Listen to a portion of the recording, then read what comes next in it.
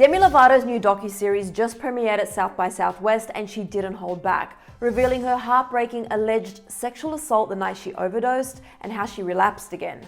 Let's get into it. Demi Lovato's docuseries Dancing with the Devil is set to be released on YouTube next week, but it premiered on Tuesday night at South by Southwest's virtual festival. And like Demi has been teasing up to this point, she really doesn't hold back in this docuseries. Before we get into some of the biggest revelations from the series, I just wanted to give a trigger warning that we will be discussing heavy topics like alleged sexual assault and drug use, so please only continue watching if you feel comfortable and safe doing so. Also, spoiler alert if you don't want to know anything until watching the docuseries for the first time. In the documentary, Demi shared new details about the night of her 2018 near-fatal overdose. Page 6 reported that Demi claims she was sexually assaulted and left for dead by the drug dealer who delivered her the dangerous cocktail of heroin and other drugs. On the night of her overdose in July 2018, Demi recalled going to several bars with her friends, and they all went to her house afterwards. She said that once everyone left at around 5:30 a.m., she drunkenly called one of her drug dealers, who allegedly gave her oxycodone that she now believes was laced with fentanyl.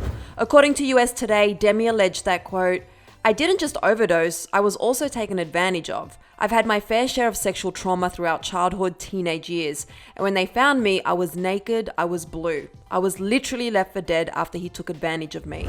Demi recalls being forced to face what happened when she woke up in the hospital after the incident, and her doctors asked her if she had had consensual sex.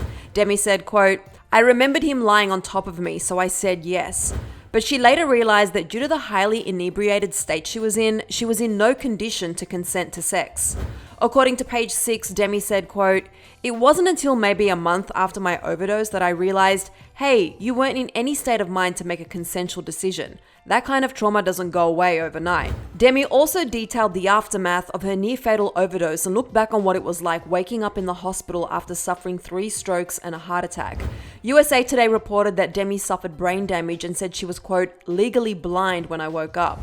And Demi still suffers with these overdose side effects to this day.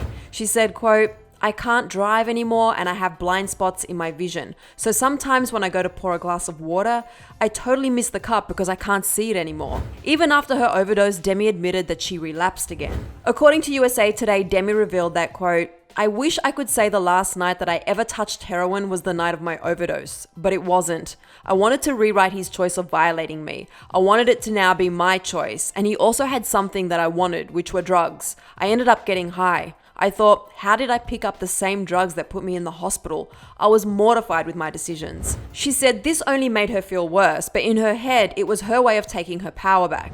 Demi has come a very long way since the 2018 incident.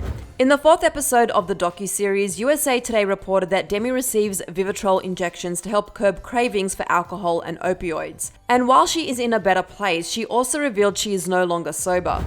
According to the outlet, Demi now chooses to smoke weed and drinks in moderation, which admittedly worries some members of her team, like Scooter Braun. Demi said, quote, "I have full faith you're not going to open up TMZ and see another overdose headline. But I also say this with humility, that this is a very powerful disease. I'm not going to pretend like I'm invincible. I have to work every day to make sure that I'm in a good place so I don't go to those things. Time and trust is the only thing that will work for people, and over time, you'll see that I'm good." We are so happy Demi is in a better place now, and it's incredible how honest and open she is with sharing her story.